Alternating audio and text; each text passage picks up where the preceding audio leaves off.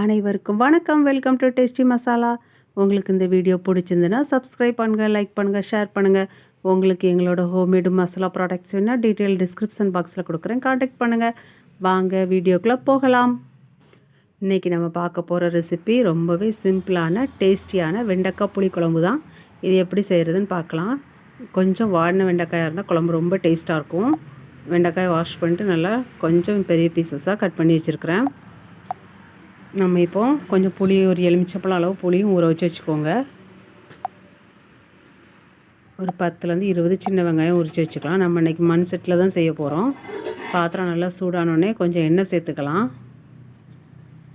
இங்கே கடலெண்ணெய், நல்லெண்ணெய், எந்த எண்ணெய்னாலும் சேர்த்துக்கலாம். நீங்கள் எந்த எண்ணெயில் சமைப்பீங்களோ அதை சேர்த்துக்கோங்க. எண்ணெய் கூட கொஞ்சம் சேர்த்துக்கோங்க, ஏன்னா நம்ம வதக்கி தான் செய்ய போகிறோம். நான் அன்றைக்கி எண்ணெய் சூடானோடனே தாளிப்பு வடகம் சேர்த்துருக்குறேன். நீங்கள் உங்கள்கிட்ட இல்லைன்னா கடுகு, வெங்காயம், கருவேப்பிலை எல்லாம் சேர்த்து தாளிச்சுக்கோங்க. தாளிப்பு வடகம் சேர்த்து செய்கிறதுனால ரொம்ப டேஸ்ட் நல்லாயிருக்கும். வடகத்தை சேர்த்தாச்சு. எண்ணெய் கொஞ்சம் சூடாகி நல்லா பொரிஞ்சு வரட்டும் வடகம்.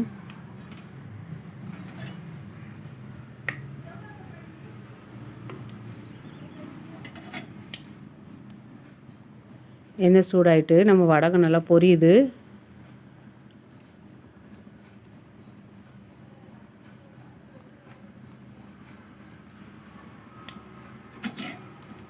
வடகம் நல்லா பொரிஞ்சு வரட்டும்.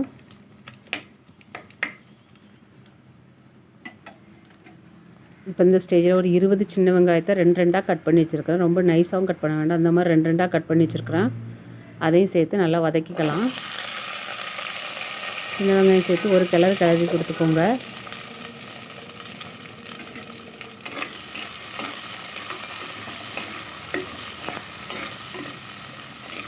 தாளிப்படமும் சேர்த்து செய்கிறதுனால வாசனை நல்லாயிருக்கும்.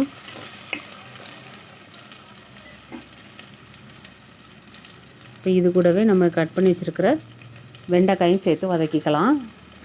வெங்காயம் கொஞ்சம் வதங்குறதுக்கு முன்னாடியே இதையும் சேர்த்துக்குதுங்க. ரெண்டும் ஒன்றா சேர்ந்து வதங்கும் போது ஃப்ளேவர் நல்லாயிருக்கும்.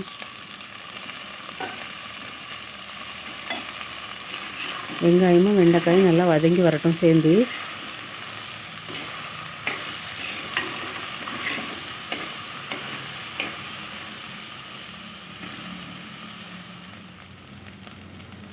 இந்த அளவுக்கு நல்லா பொன்னிறமாக வதங்கணும். வெங்காயமும் நல்லா பொன்னிறமாக வதங்கியிருக்கணும். வெண்டைக்காயும் அதே சமயத்தில் நல்லா வதங்கி வந்துடும்.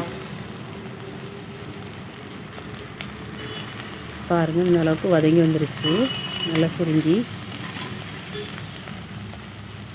இப்போ நம்ம குழம்புக்கு தேவையான மசாலா சேர்த்துக்கலாம்.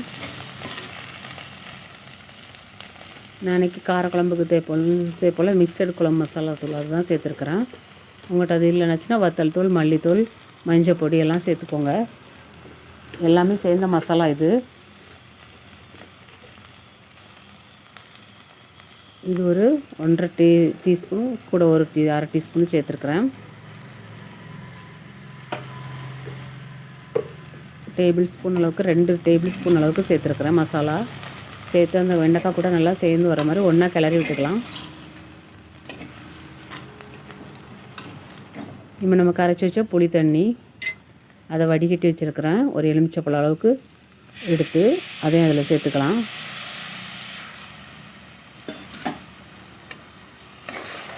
குழம்புக்கு தேவையான அளவு தண்ணி வேணால் சேர்த்துக்கோங்க. இந்த ஸ்டேஜில் புளி தண்ணி சேர்த்து ஒரு கிளறிக்கலாம்.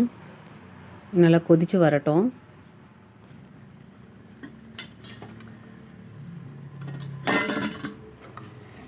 இந்த அளவுக்கு நுரக்கூடி இருக்குது. நாம் இப்போ கொஞ்சமாக தேங்காய் எடுத்து வச்சுருக்குறோம், அதையும் அரைச்சிக்கலாம். ஒரு 2-3 கீத்து தேங்காய் எடுத்து வச்சுருக்குறேன். அதையும் நல்லா நைஸாக பேஸ்டாட்டும் அரைச்சி எடுத்துக்கலாம்.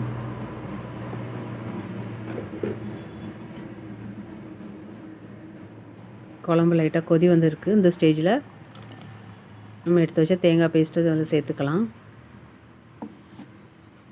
மிக்ஸி ஜார் கழுவி தேவையான அளவு தண்ணி சேர்த்துக்கோங்க. குழம்புக்கு ரொம்ப தண்ணி சேர்க்க வேண்டாம். உங்களுக்கு குழம்புக்கு எவ்வளோ தண்ணி தேவையோ அதை மட்டும் சேர்த்துக்கோங்க. நல்லா வற்ற வைக்கணும் கொஞ்சம்.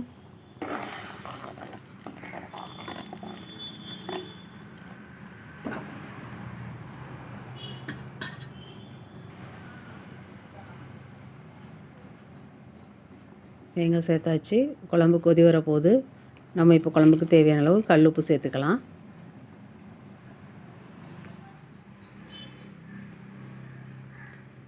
கல் உப்பு சேர்த்து நல்லா குழம்பு கொதிக்கட்டு. ஒரு 10லேருந்து 20 நிமிஷம் நல்லா லோ ஃப்ளேமில் வச்சு கொதிக்க வைங்க. குழம்பு நல்லா சுண்டி வந்துடும். டேஸ்ட்டு சூப்பராக இருக்கும். பாருங்கள், இந்த அளவுக்கு சுண்டி வந்துருச்சு.